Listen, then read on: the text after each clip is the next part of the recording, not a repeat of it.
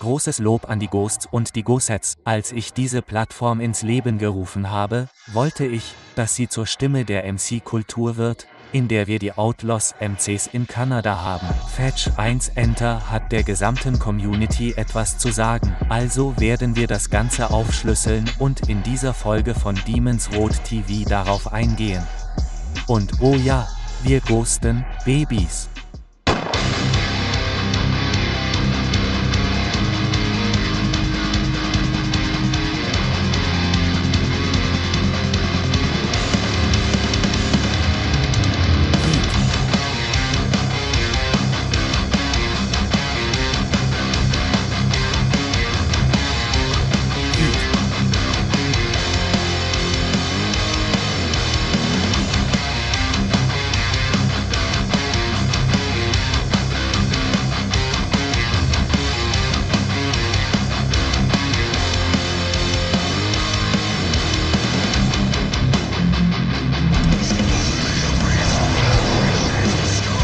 Großes Lob an die Ghosts und die Ghost-Sets. Willkommen bei Demons Road TV, dem heiligen Gral der MC-Kultur, wo wir über alles berichten, was mit Motorradclubs zu tun hat. Ich bin Este Ghost, ich bin euer Gastgeber für den Abend und heute überbringe ich euch eine Nachricht von Fetch 1 Enter. Wir haben uns lange darüber unterhalten, was in der Kultur vor sich geht und was sie durchmachen. Was der Outlaws MC gerade in Kanada durchmacht. Es ist mir eine Ehre, denn der einzige Grund, warum ich diesen Kanal ins Leben gerufen habe, ist, die Realität zu zeigen und alle falschen Stereotypen über 1 Enters loszuwerden. Und es ist mir eine Ehre, denn ich wusste, dass andere 1% Teilnehmer das sehen und irgendwann auch anfangen würden, darüber zu sprechen.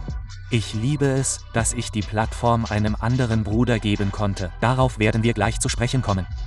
Aber als erstes möchte ich, dass ihr mich mit diesem Fund Ghosting kontaktiert, wie wir es immer auf diesem Kanal tun. So weiß ich, dass ihr am Leben und wohlauf seid, auf 2 Beinen sitzt, das tut, was ihr tut, oder einfach nur Teil der Demons Road Community seid. Einer meiner Geister.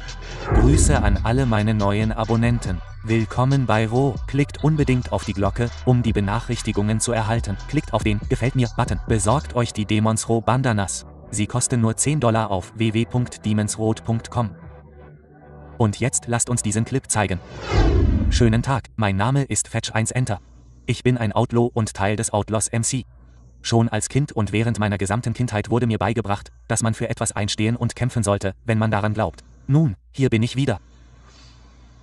Dies ist die ungekürzte Version. Ich bin kein Filmstar und auch kein Moderator. Aber dies ist die einzige Möglichkeit für uns, unsere Meinung zu äußern, mitzureden und Fakten von Fiktion zu unterscheiden.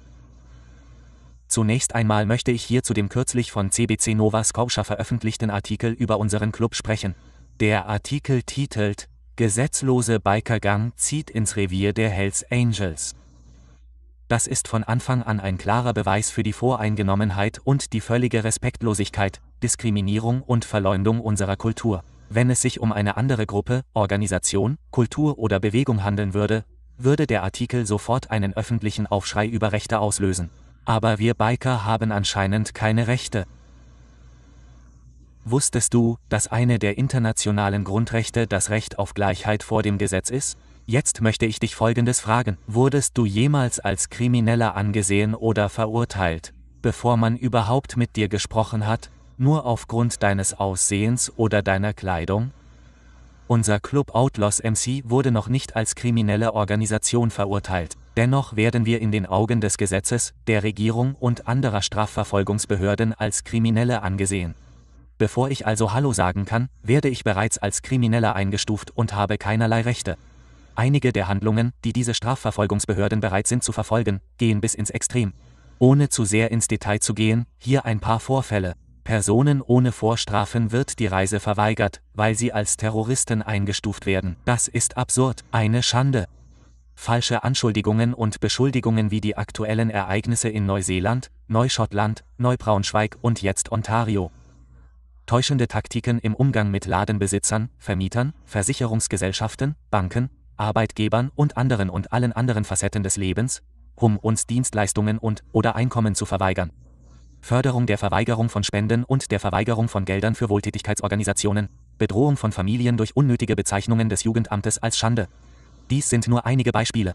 Sie kommen nicht nur damit durch, sondern verweigern auch guten Mitgliedern unserer Clubs aufgrund des ständigen Stigmas, das sie uns auferlegen. Und ob sie es glauben oder nicht, mit Hilfe der Medien glaubt die Öffentlichkeit jedes Wort, das sie sagen, Schande. Verstehen Sie mich nicht falsch, aber unsere Kultur wurde nach dem Krieg geschaffen. Und selbst heute kämpfen viele Mitglieder weiterhin für ihre Nation oder ihr Land, nur um nach Hause zu kommen und von ihrer Regierung schlecht und ungerecht behandelt zu werden. Schande ist ihr gegebenes Recht, mit Respekt behandelt zu werden und ein Minimum an Fairness und Gleichheit zu verdienen. Ich könnte noch mehr über die anhaltenden Angstmaßnahmen der Regierung und der Strafverfolgungsbehörden erzählen, aber es sind einfach keine Grenzen gesetzt. Ich werde hier keinen Pisswettbewerb veranstalten. Ich bin nur hier, um etwas Klarheit über die Dinge zu schaffen, die die Medienaufsichtsbehörde falsch macht und anders darstellt. Versuchen Sie auch, den Rest der Gesellschaft aufzuklären. Wir sind gute Menschen, loyale und respektvolle Männer, die nach einem Kodex leben. Dieser Kodex besagt in keiner Weise, dass man ein Krimineller sein oder Teil einer kriminellen Organisation sein oder diese auch nur fördern muss. Wer sich nicht an diesen Kodex hält und den Club in irgendeiner Weise gefährdet, wird aus dem Club ausgeschlossen. So einfach ist das.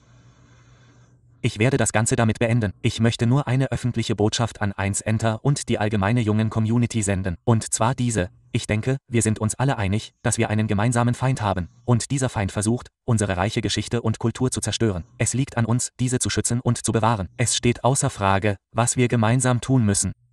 Und wenn ihr nicht versteht, was ich meine, dann ist das eine Jungenbewegung.